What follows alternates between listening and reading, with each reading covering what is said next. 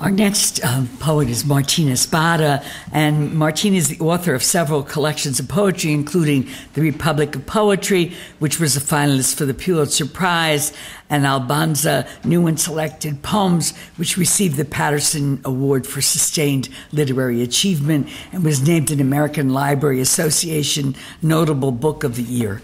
Espada is a professor in the Department of English at the University of Massachusetts Amherst, where he teaches creative writing, Latino poetry, and the work of Pablo Neruda.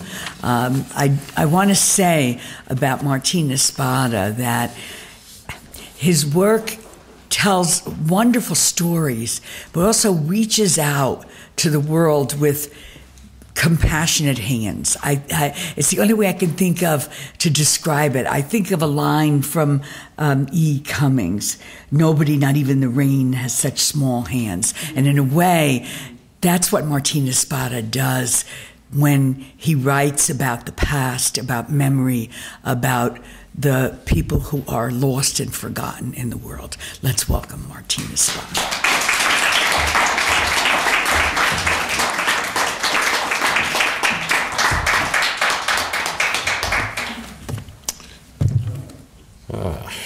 Buenas tardes. Thank you very much, Maria, for that introduction and for bringing me here this afternoon to share the stage with Dorianne Lux. That was a wonderful reading. Please give her another round of applause.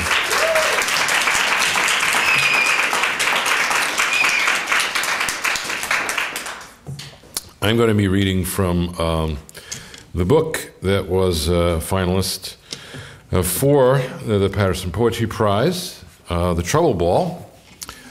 Here it is.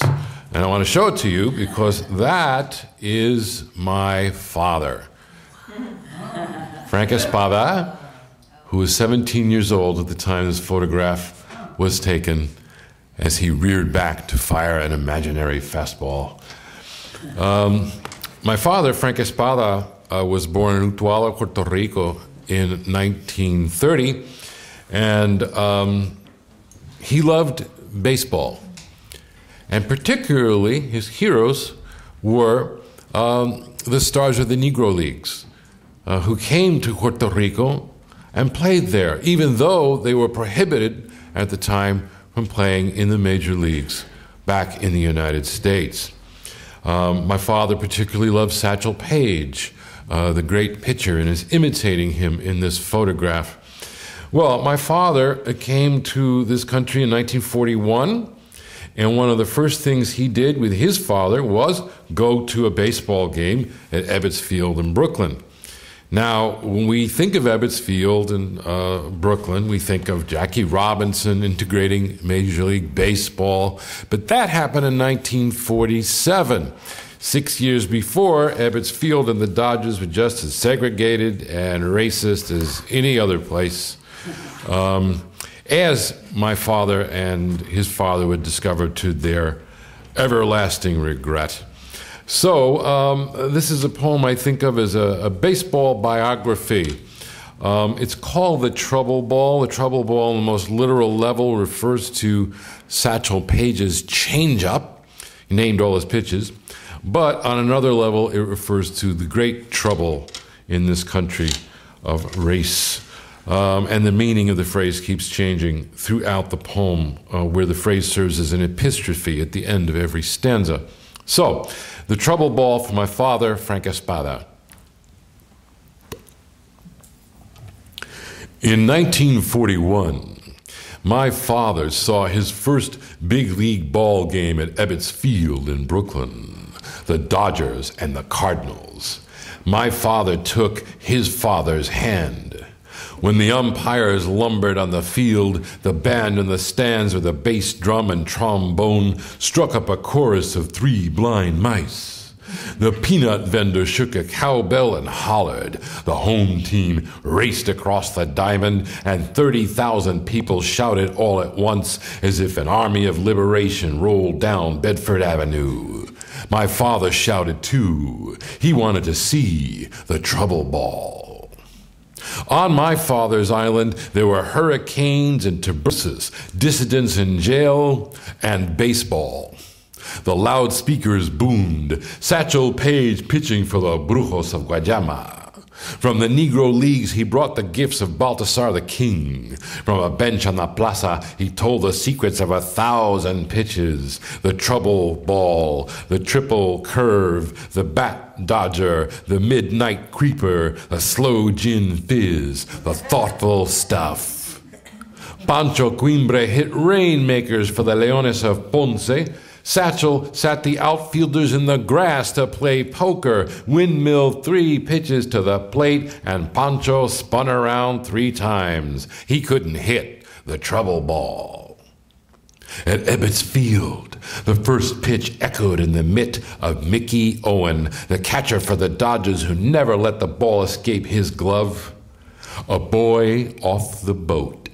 My father shelled peanuts, waiting for Satchel Paige to steer his gold Cadillac from the bullpen to the mound, just as he would navigate the streets of Guayama. Yet Satchel never tipped his cap that day. ¿Dónde están los negros? Asked the boy. Where are the Negro players? No los dejan, his father softly said. They don't let them play here. Mickey Owen would never have to dive for the trouble ball.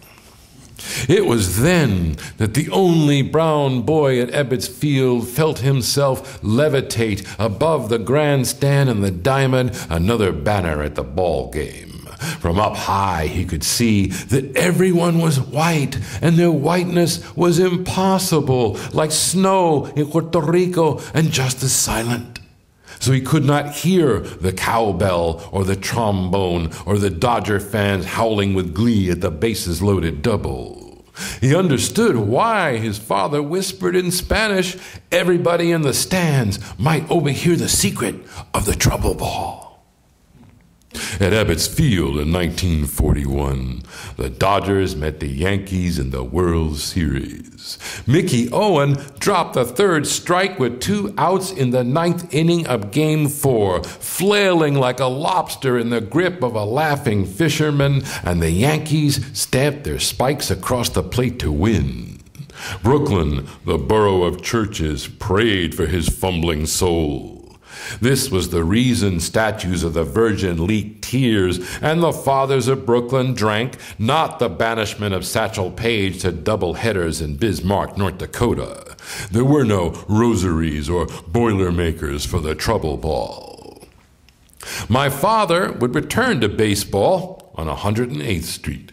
He pitched for the Crusaders, kicking high like Satchel, riding the team bus painted with 4-leaf clovers, seasick all the way to Hackensack or the Brooklyn Parade Grounds. One day he jammed his wrist sliding into second, threw 3 more innings anyway, and never pitched again.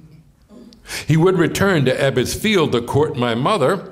The same year they were married, a waiter refused to serve them, a mixed couple sitting all night in the corner, till my father hoisted him by his lapels, and the waiter's feet dangle in the air, a puppet and his furious puppeteer. My father was familiar with the trouble ball.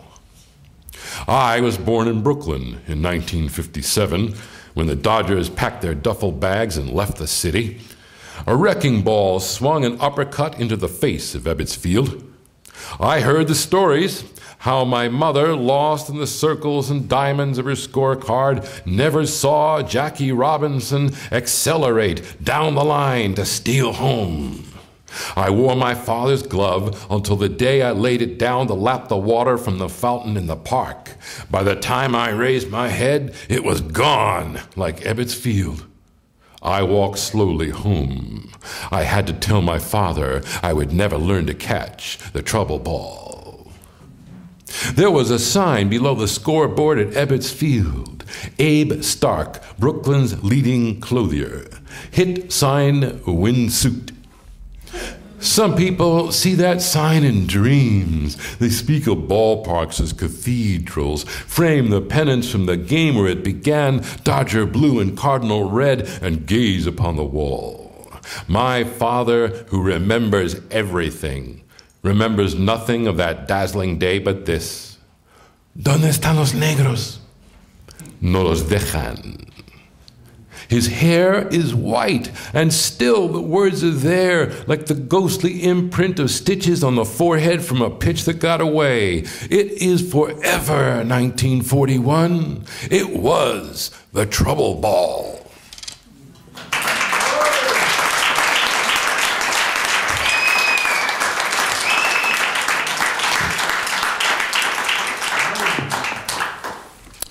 The first poet I ever met was a man by the name of Jack Agüeros. Jack Agüeros is not only a poet, he's a translator and a community organizer, the director of something called El Museo del Barrio, the only Puerto Rican museum in the mainland United States at the time. He even organized a big parade of camels and sheep through East Harlem, Three Kings Day. And Jack was like a second father to me. So when he developed advanced Alzheimer's, a bunch of us got together and organized a big benefit to defray his medical expenses. And we held this event in the very school in East Harlem that Jack attended as a child. This is a poem I wrote for the occasion. It's called Blessed Be the Truth Tellers for Jack Agüeros. In the projects of Brooklyn, everyone lied. My mother used to say, if somebody starts a fight, just walk away. Then somebody would smack the back of my head and dance around me in a circle laughing.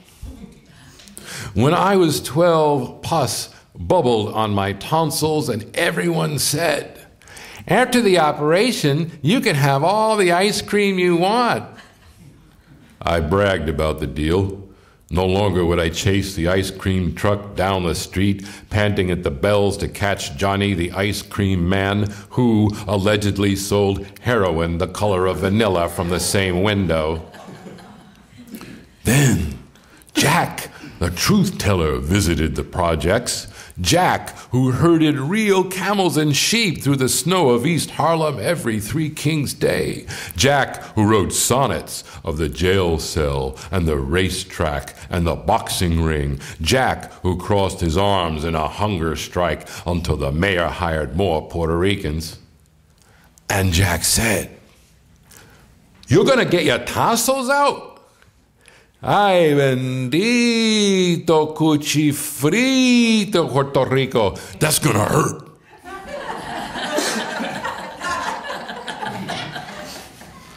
I was etherized, then woke up on the ward, heaving black water onto white sheets. A man poking through his hospital gown leaned over me and sneered, "You think you got it tough? Look at this," and showed me the cauliflower tumor behind his ear. I heaved up black water again. The ice cream burned. Vanilla was a snowball spiked with bits of glass. My throat was red as a tunnel on fire after the head-on collision of two gasoline trucks. This is how I learned to trust the poets and shepherds of East Harlem. Blessed be the truth tellers, for they shall have all the ice cream they want.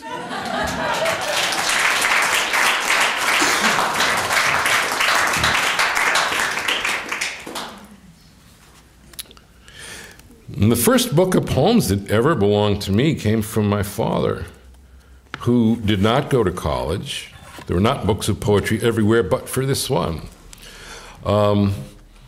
Some of you may be familiar with Omar Khayyam, the great poet, mathematician, and astronomer from medieval Persia. Well, my father was trying to figure me out. I was 17 years old and a mystery to him, as all 17-year-olds would be. to their parents. So he was throwing things at me to see what would stick. This is what stuck. The poem is called The Playboy Calendar and the Rubaiyat of Omar Khayyam.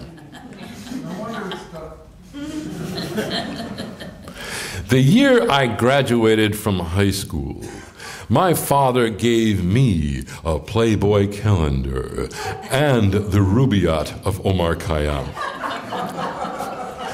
On the calendar, he wrote, "Enjoy the scenery." In the book of poems, he wrote, "I introduce you to an old friend." The Beast was my only friend in high school, a wrestler who crushed the coach's nose with his elbow, fractured the fingers of all his teammates, could drink half a dozen vanilla milkshakes, and signed up with the Marines because his father was a Marine. I showed the Playboy calendar to the Beast, and he howled like a silverback gorilla trying to impress an expedition of anthropologists. I howled too, smitten with the blonde called Miss January, held high in my simian hand. Yet, alone at night, I memorized the poet astronomer of Persia. His saints and sages bickering about eternity, his angel looming in the tavern door with a jug of wine, his battered caravanserai of sultans fading into the dark. At 17, the laws of privacy have been revoked by the authorities, and the secret police are everywhere. I learned to hide Khayyam and his beard inside the folds of the Playboy calendar. In case anyone opened the door without knocking, my brother with a baseball mitt or a beery beast. I last saw the Beast that summer at the Marine base in Virginia called Quantico. He rubbed his shaven head, and the sunburn made the stitches from the car crash years ago stand out like tiny crosses in the field of his face. I last saw the Playboy calendar in December of that year, when it could no longer tell me the week or the month. I last saw Omar Khayyam this morning. "Awake," he said, "for morning in the bowl of night has flung the stone that puts the stars to flight." "Awake," he said, and I awoke.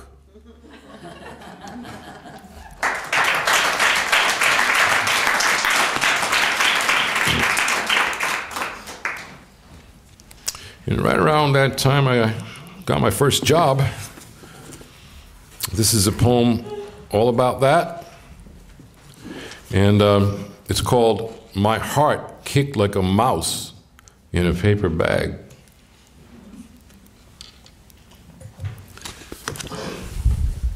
I was on the cleaning crew for $2 an hour, wheeling a trash cart through the aisles at Sears, panning for cigarettes in the sand of ashtrays, fumbling fluorescent tubes that exploded when they hit the floor.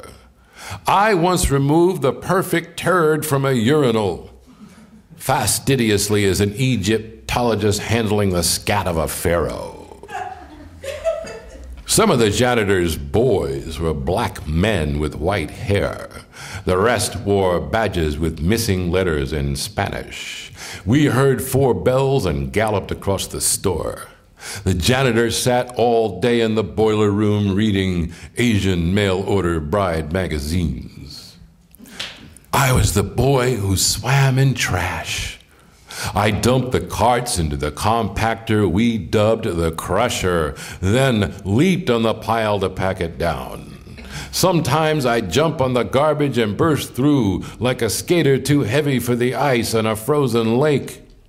Once a trash man who did not see me pressed the button and the walls of the crusher began to grind.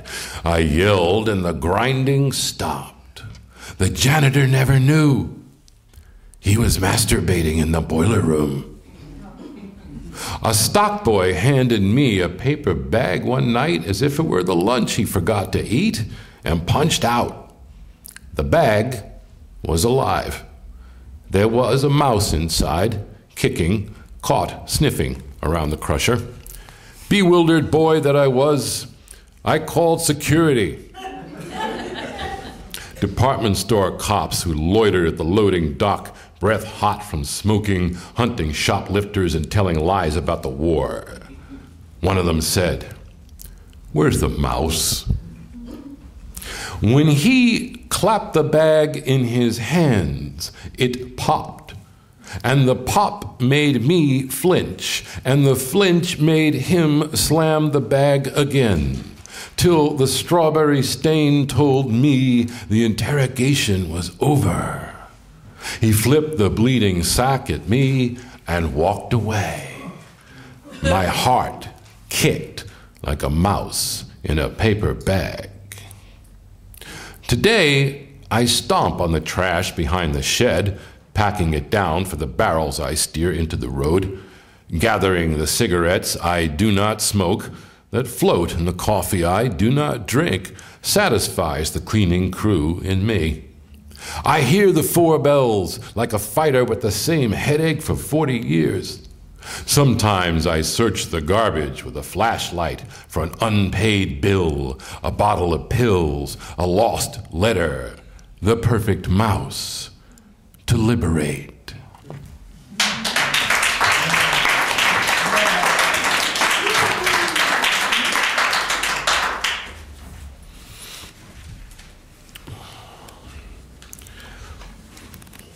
Martine, do me a favor, pull the podium back a little bit.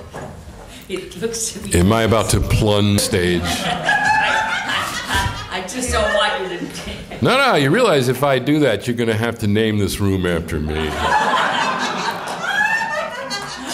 Martine Espada Memorial Poetry Room. A lot of witnesses. Thinking like a lawyer. Anyway, I was reminded of the great history of Paterson.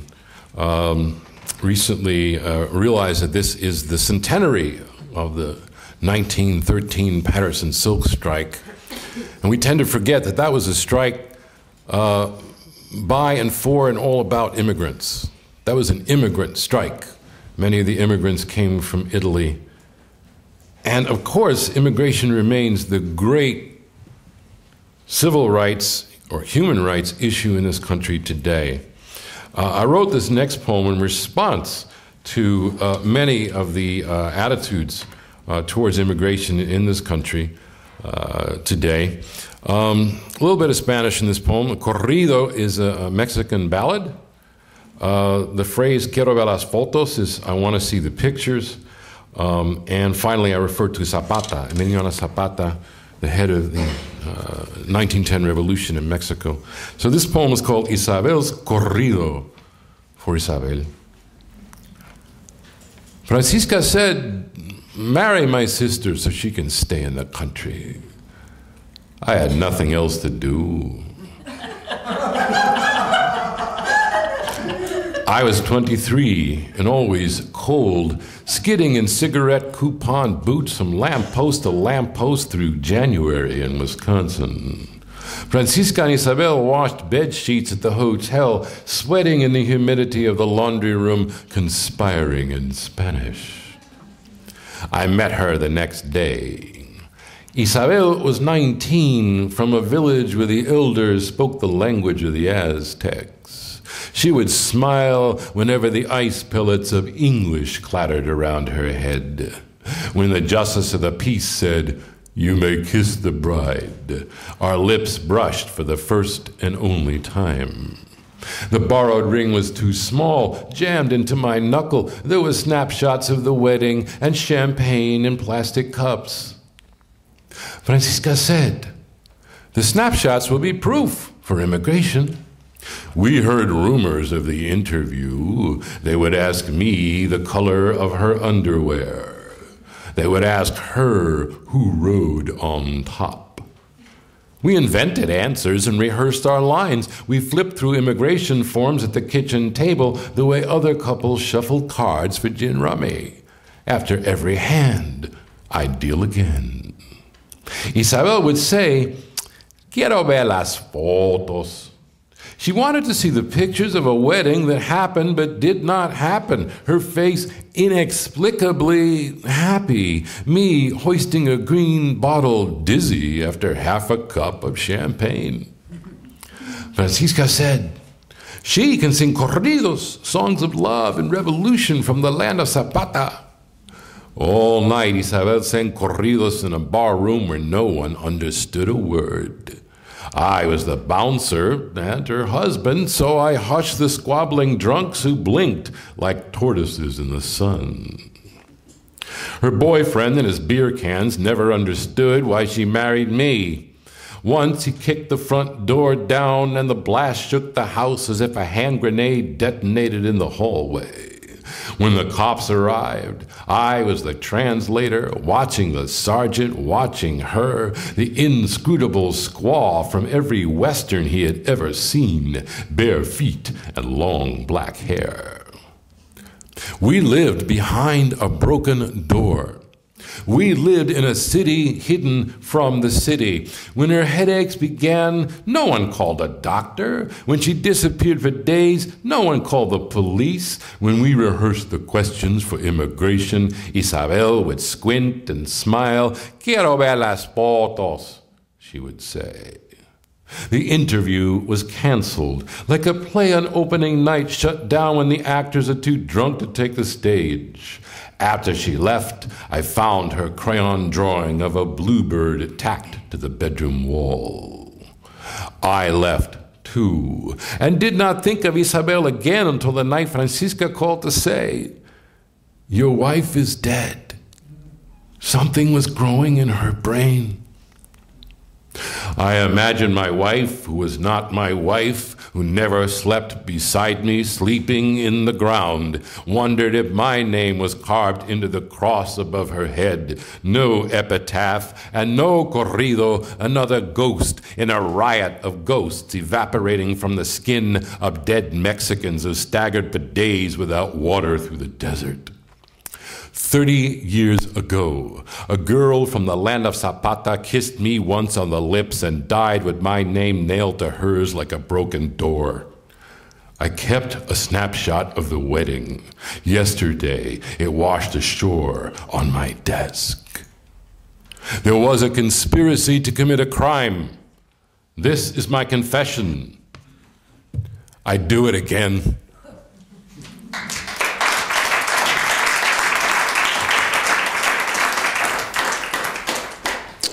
And I'll finish with this poem. This is the concluding poem of the book. It was written immediately after the first election of Barack Obama in 2008. And I happened to be in Rochester, New York, where I discovered that Frederick Douglass had been buried there, and I went to pay him a visit. So here's the poem, Litany at the Tomb of Frederick Douglass, Mount Hope Cemetery, Rochester, New York, November the 7th, 2008. This is the longitude and latitude of the impossible.